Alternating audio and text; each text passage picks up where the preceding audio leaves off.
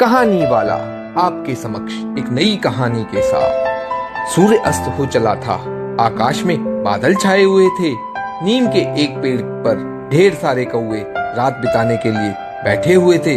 कौवे अपनी आदत के अनुसार आपस में एक दूसरे से काव काव करते हुए झगड़ रहे थे। उसी समय एक मैना आई और रात बिताने के लिए नीम के उस पेड़ की एक डाल पर आकर बैठ गई। मैना को देखकर सभी कौवे उसकी ओर देखने लगे। बेचारी मैना सहम गई, डरते हुए बोली, अंधेरा हो गया है, आसमान में बादल छाए हुए हैं, किसी भी समय पानी बरस सकता है। मैं अपना ठिकाना भूल गई हूँ। आज रात भर मुझे भी इस पेड़ की एक डाल के एक कोने में रात बिता लेने दीजिए। कौवे भला कब किसकी मानते। उन्होंने कहा, यह नहीं हो सकता, यह पेड़ हमारा है, तुम इस पेड़ पर नहीं बैठ सकती हो, भागो यहाँ से।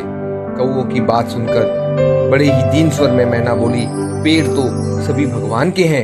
यदि बरसात होने लगी और ओले पड़ने लगे तो भगवान ही सबको बचा सकते हैं। मैं बहुत छोटी हूँ, तुम लोगों की बहन हूँ, मेरे ऊपर दया करके मुझे यहाँ रात बिता लेने दो। मैना की बात सुनकर सभी कौवे हंसने लगे। फिर बोले, हम लोगों को तेरी जैसी बहन की कोई जरूरत नहीं है। तू भगवान का नाम बहुत ले रही है तो भगवान के सहारे यहाँ से जाती क्यों नहीं? यदि यहाँ से तू नहीं जाएगी तो हम सब मिलकर तुझे मार भगाएंगे। और सभी कौवे मैना को मारने के लिए उसकी ओर दौड़ पड़े।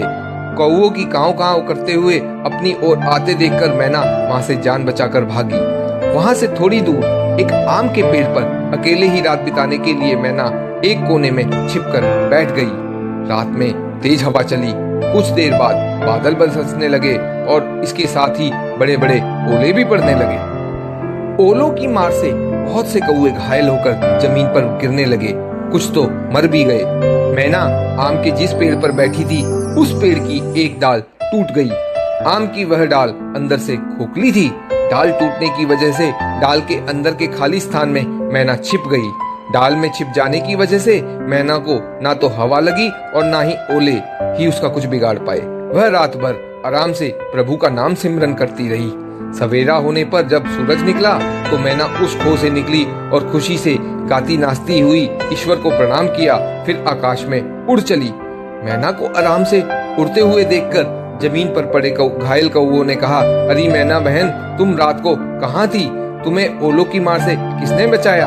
मैना बोली, मैं आम की डाली पर बैठी ईश्वर से प्रार्थना कर रही थी कि हे ईश्वर, दुखी और असहाय लोगों की रक्षा करना।